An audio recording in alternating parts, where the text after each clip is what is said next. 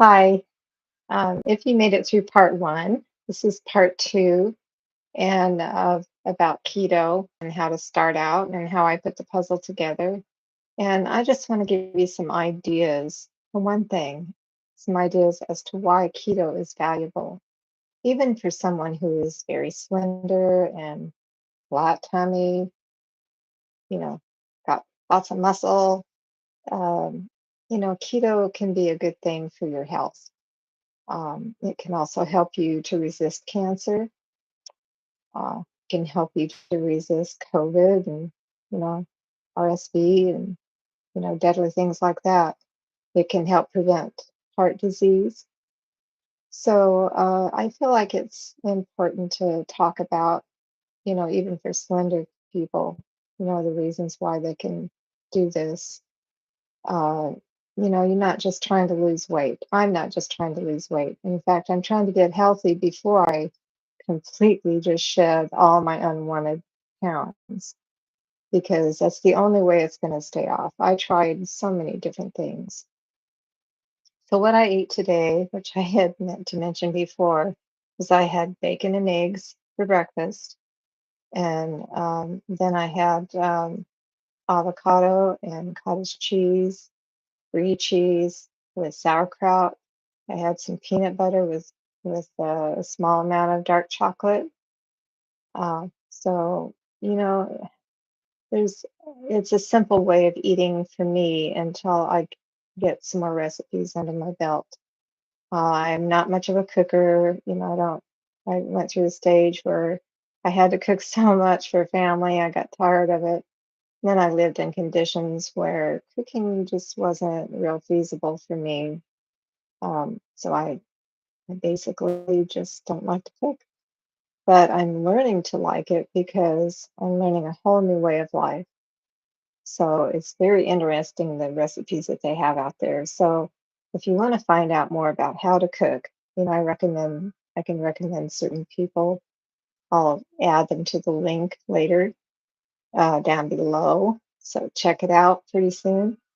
Um, so uh, I would like to give you just a few steps in addition to the fact that possibly you're going to do without sugar, you're going to stop your snacking. When you decide that intermittent fasting is an additional thing that you want to do, um, a good way to begin is just to start not eating after dinner.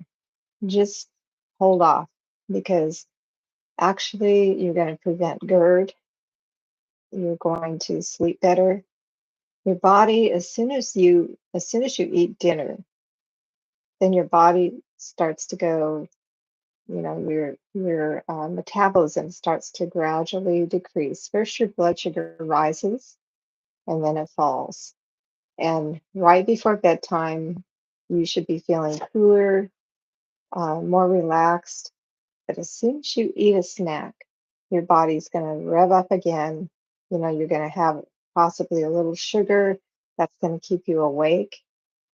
Even wine and such will end up, it might make you feel a little bit lazy and just want to stay on the couch. In fact, make it hard to get to bed. But if you do without the wine in the evening or just have a little taste with dinner, or, your usual shot or whatever you're going to have with dinner, which there's talk out there that you can have a little bit of wine with your keto friendly diet. So you can find information about that. But so toward bedtime, you want to have that just slow down your metabolism. You'll, and then you'll be able to fall asleep easier. So just try to break off from dinner time till as late in the morning as you can. So pointer number two is to when you wake up, to start with green tea. And should have brought the bag over here.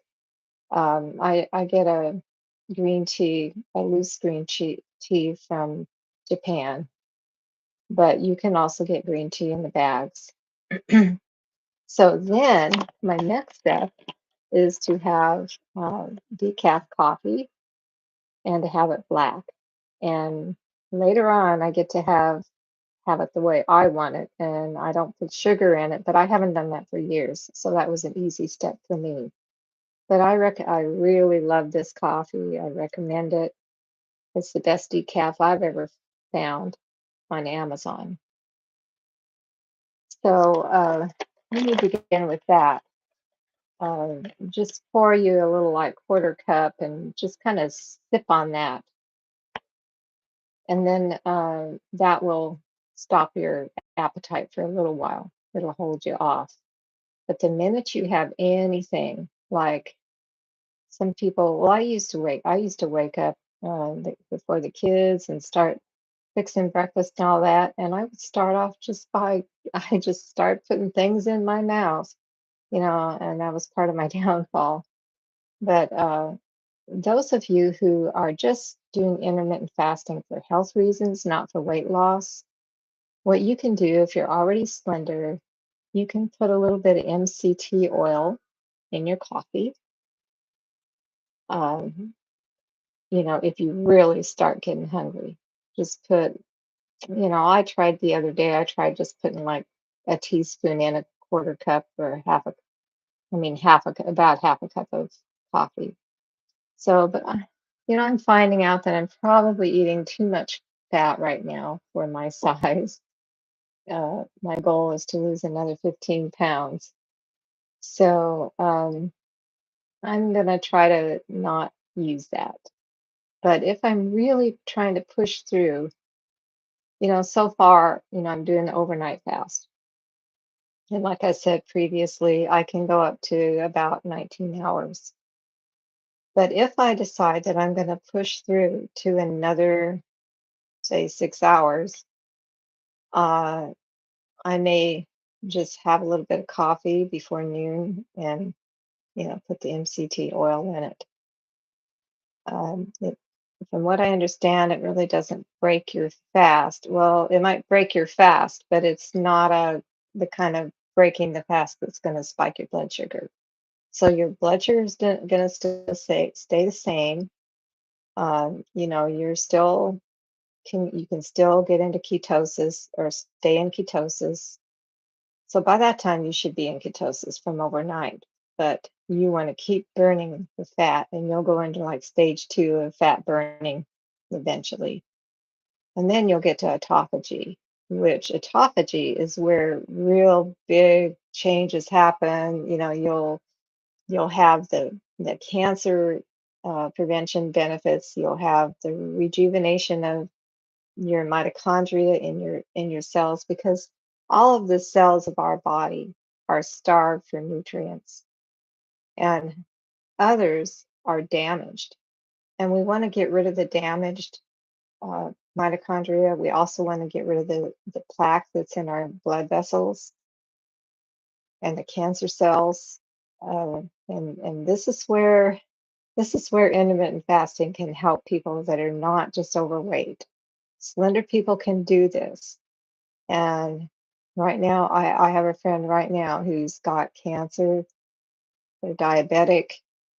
It's uh, very extensive cancer. So I'm really afraid for their life.